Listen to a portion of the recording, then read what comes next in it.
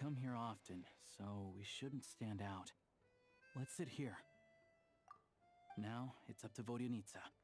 Let's see how the conversation goes.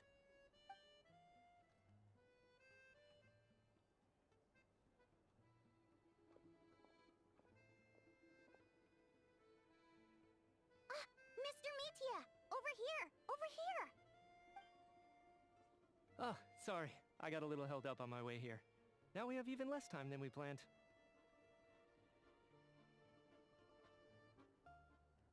Go ahead and order some snacks and drinks. Whatever you like. Let me see. According to my schedule, we still have 25 minutes left. You're really pressed for time today, huh? I was imagining this would be a leisurely chat. If you'd prefer, we can always reschedule for another afternoon when you have more time. No need. Getting to meet the lead singer is a very precious opportunity for me. I'm not about to pass it up. I've already had to decline your invitation several times because our schedules rarely align. If I don't grab this chance while it's here, who knows when the next one will come around? Well, it's very kind of you to make time just for me. I'm not too sure, to be honest. But Snezhnaya's full of weird and wonderful things like that, so people tend not to bat an eye. I'm sure the same will go for the Eye of Grey and Paimon. The reason I invited you out for tea and a chat today was to get some feedback from a true fan of the theater. Well, I genuinely have nothing bad to say. No matter how many times I hear you sing, it never gets old. It always seems fresh and new somehow. Maybe it's because the more times I listen, the more details I notice. Or maybe you simply improve with every performance, delivering it better each time. Thank you! I'm delighted to hear that! Could you give me any specific examples? Oh, yeah. The piece you sang today, for example. Beneath the Frozen River? Hey, what's with you? I'm just praising a good performance. I always used to find that such a bleak and lonely song. But the more you listen, the more you realize that it's not as cold and nihilistic as it appears. When you really dig down into it, there's a certain level where you're surprised by the emergence of hope. Wow, I'm impressed. I didn't expect you to pick up on that. Actually, I only tried out that angle after talking with a composer. Still, Beneath the Frozen River wasn't on today's program. Oh, really? But it's a classic. You sing it every time. Almost every time. Oh, well then. Let me say a few words about that other all-time classic, Flying in the Wind from the Mountain Sparrow. I didn't sing that one today either. My voice wasn't quite up to it, so I switched it out at the last minute. Oh, but, Sorry, Mr. Mitya, but you were at the theater today, yes? Of course I was. Remember? I said hello to all the troupe members before the show started. You, Odette, and the others. So what did Odette sing today? Elegy of the Snow-Winged Goose, of course. Correct. I see. I see. You find my singing boring, don't you? That's why you don't remember a single song. Looks like I'll need to cut a few from the program next time. No, that's not it. I swear. All right. I'll be straight with you. I'm sorry. My mind was wandering as you took the stage today. I enjoy watching your shows because the exquisite performances stimulate the mind. It always sparks some inspiration for my research. So, whenever I get stuck at work, I come to the theater for a change of pace. Odette's dance during the Elegy of the Snow-Winged Goose today was simply incredible. It got me wondering what she's been going through recently. That look of sheer defiance in the face of utter tragedy? It was so inspiring. I started scribbling in my notebook right away. Not that I made a ton of progress in the grand scheme of things, but I still think it was productive. By the time I snapped out of it, the entire show had finished. So what you're saying is, you didn't listen to my singing at all? Unfortunately not. I'm sorry, I don't know which is more disrespectful. The fact that I don't always come for the show itself, or the fact that I missed your performance. Seems like things are getting a little awkward. Mitya just stepped into a conversational minefield. If there's one thing Vodyanitsa doesn't like, it's people who show disrespect for her performance. This meeting was so hard to set up. Don't tell me it's already falling apart. It's fine. I suppose this is affirming in its own way. At least, it shows that our performance really touches people's hearts, right? Don't let it bother you. It certainly doesn't bother me. She's showing a lot of restraint.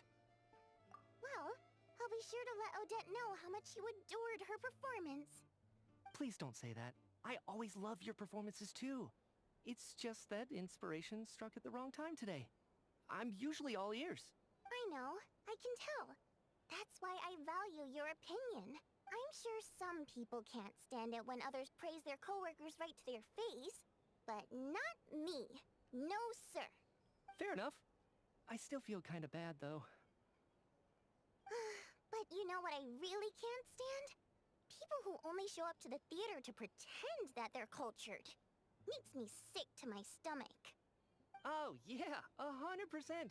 There are too many of those people around. By the time they're walking out the door, they've forgotten all about the show. What's wrong? You look furious. I don't know if you've heard about the boss of the Iskra manufacturing plant.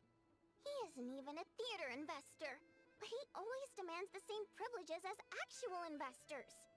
Box tickets only, premium drinks, even the right to request specific songs. Well played, Vodyanitsa. Seems like she's harnessing her rage to steer the conversation back on track. Now that you mention it, I've interacted with that guy before. I gotta say, everyone holds him up as an example of a benevolent businessman, but I don't know. I don't see it. Yeah, he couldn't care less about what's happening on stage. He's just there to flaunt his social status. I hate that I have to prepare programs for guys like that. What's the big deal with that factory he runs anyway? I asked around a bit and heard some pretty shocking stories. Sounds like he's just another greedy capitalist. Oh, really? Yep, the things people are saying are pretty damning. Low wages, insanely long working hours, equipment running around the clock. And as if that's not bad enough, he also strictly forbids his employees from giving any kind of interview. Project Stuja has now been extended so many times, we're at the point where crystal rations for the common folk are barely enough to survive on. Yet he even wants to get his greedy hands on them just to boost his own profits. If the rumors are true, he's in serious violation of the law. Interesting. So you've heard about it too? What? So it's really true? Who knows? I've only heard the same rumors you have. But there's no smoke without fire. The Rooster's been coming down on us hard lately, demanding that we track and trace every single batch of Crystal. My coworkers in the Department of Energy have been tearing their hair out over it. The Rooster? I didn't realize he cared that much. Yeah. Even though there are no restrictions on Crystal trading, the poor will wind up freezing to death if we let the rich buy as much as they want. That's clearly unfair. Looks like we'll need to arrange an investigation into the Iskra manufacturing plant as soon as possible. I never knew you kept up with current affairs beyond the theater, Miss Vodyanitsa. You really have a heart for the common person. Most Fae in your position have long been indifferent to the plight of humans. Well, those of us who choose to live in human cities are naturally going to pay attention to any significant upheaval. Isn't the Rooster a Fae himself?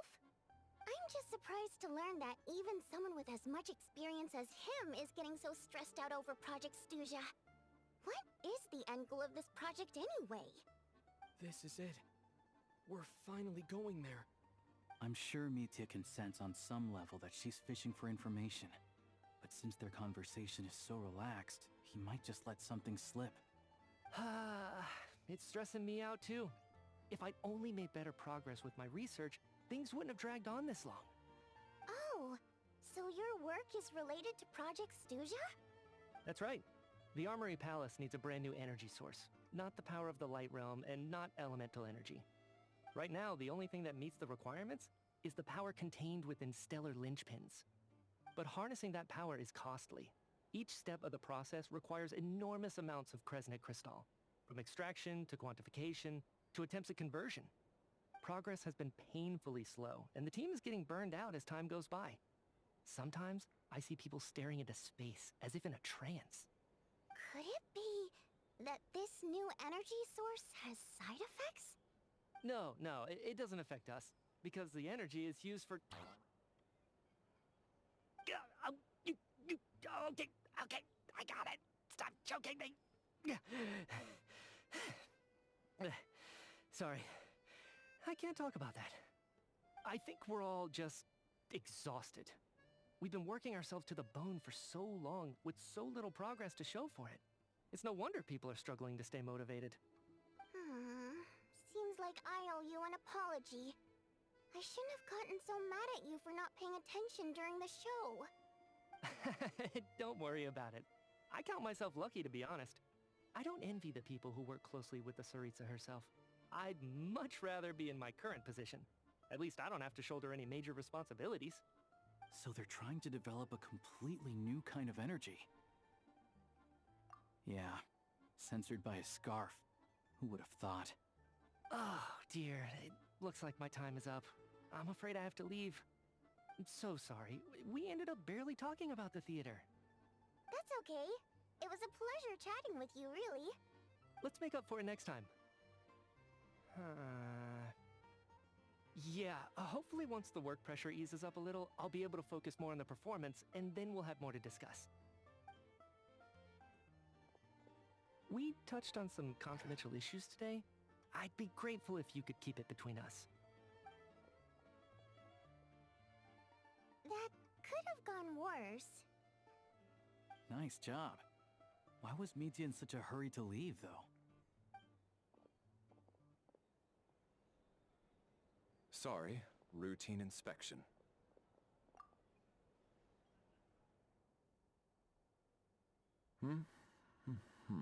Okay, let's go.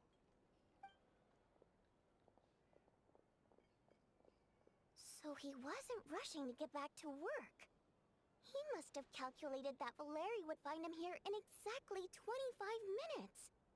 That's frighteningly accurate. One of the main duties of the Special Assignments Battalion is to ensure that important figures stick to their schedules. All right, time for us to get going too. Excuse me, check please. We'll settle our check too, then. Oh, hello there. Mr. Mitya paid the check before leaving. He also asked me to pass on a message. He said it was an honor to share his tea break with Miss Vodyanitsa and her two friends. Wait. So he knew we were here all along? This raises a lot of questions. Did he deliberately mention the new energy source so that we'd overhear it? Maybe his work isn't confidential after all. Maybe the key here is the purpose of this new energy. I guess that's the next thing to look into.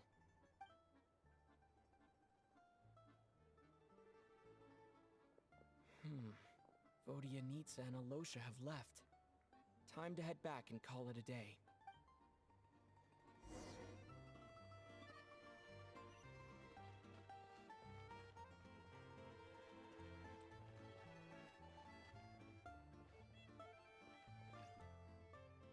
You're back! Here pretty early today. Paimon was just gonna mention that. After she woke up today, Paimon felt like her temperature was completely back to normal. But her strength still hasn't returned. Still, there's some good news. Paimon thinks she might have figured out the source of the problem.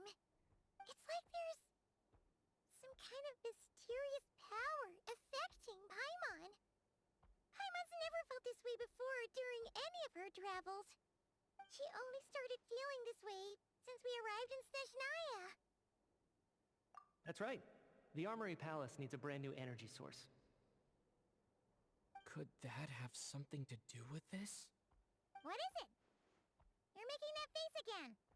You know, the one you get whenever you have a light bulb moment?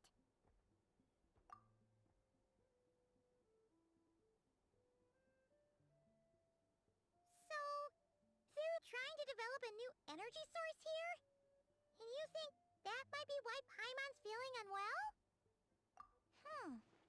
Well, Media denied that the energy they're researching has any side effects. Although, he did say that people working on the project have been having issues with their concentration and short-term memory. And even so, those are completely different symptoms from Paimon's.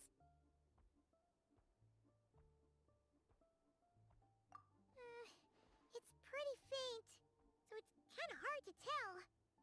But, if anything, it seems like it's coming from roughly the same direction as the Armory Palace. Sure, Paimon's with you there. But how, though? The robot only has a limited amount of intel. Oh, great point! They argue about Project Stusia every day. If we could sit in on one of their sessions, we might pick up some new leads. Good idea! Oh yeah, while you were out, Paimon tried all the yummiest looking desserts in the Potpourri restaurant. This one seemed right up your alley. So, Paimon saved some for you. Come try it once you finish writing your letter.